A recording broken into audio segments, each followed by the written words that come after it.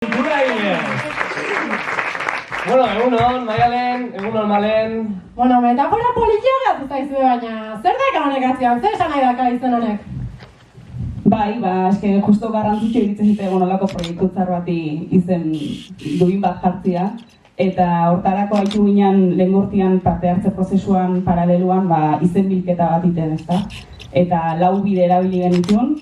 Alde batetik lehen urteko gazte egunean haitu zinaten baita ere ideia zaparra botatzen. Gero gaztelekuko eta ziortzako hainbat saiotan ere gaztiek proposamenak egiteko aukera izan dute.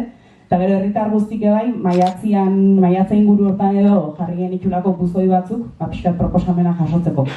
Eta guztira 42 proposamen jasozian, eta pixkat horiek guztitatikan talde motorrak egin zuen olako aukeraketa bat, eta pixkat arrobitxuloren aldeko erabakia hartu zen, badulako pixka bat toponimiatik ere, iragarri izan bezala arrobitxulo proiektua ikastola aurreko zelaian eta kokatuko da, eta inguruan badakau kale bat arrobitxulo izenekoa, eta pixka horri keinu eginez baita ere, itxuranez garai batian leku hortan ere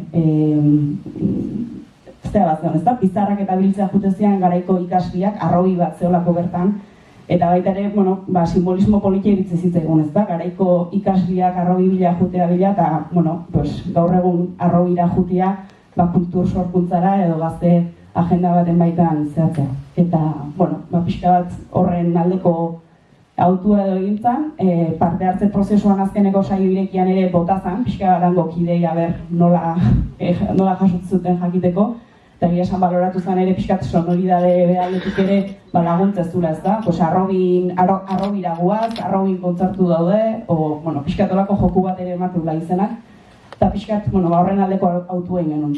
Baina gero gauza bazan izena eta gero horri forma bertzinetzaion, eta hortako herriko artistea dakau Malen, eta bere gana jo genuen pixkat enkargu honekin, nola emango zion forma izen horri, eta pixkat hauxe da, sortu duna, idea kontatuko dugu gara.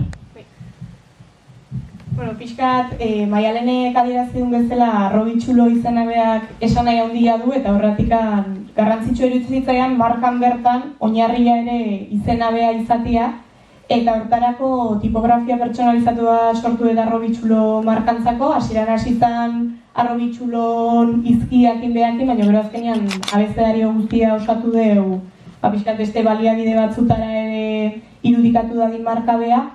Eta hor ikusiko zenuen bideoan letra bakoitza iruki batek edo batek baino gehiago zulatze dula. Azkenean iruki batek irudikatze dulako play ikurra eta baita ere pixka foko batetik argia nola ateatzean edo soinua ere nola proiektatzean, ez?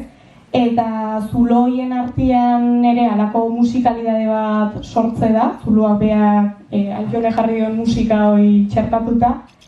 Eta gero, loguan variazioa edagokionez, variazioa balio du, euskarri ezberdinetan aliketa ondona egokitzean irudia txertatzeko, eta azkena ikusitakoa da isotipoa deitzen zaiona, eta hortako B letra aukeratu dugu, bi iruki ditulako elkarri behira, pixkat elkarmunean atzeti dagoen elkarlan hoi irudikatzeko.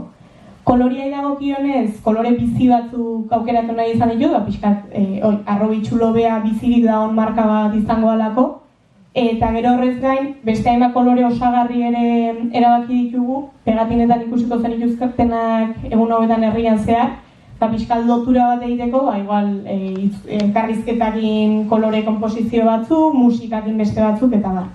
Eta hoxe izan da pixkat markan atzeti dagoen esan nahia, eta hor kanpoan eokiko ez duain marka liburua, pixkat hau dena hobeto bildu eta fisikoan ikusi alizateko, eta tipografia guztia ere hobeto ikusi alizateko. Bueno, zinez interesgarrikoa. Eskerrik asko bikote. Eta... Arrobitxulon? Arrobitxulon ikusiko dugu elkar!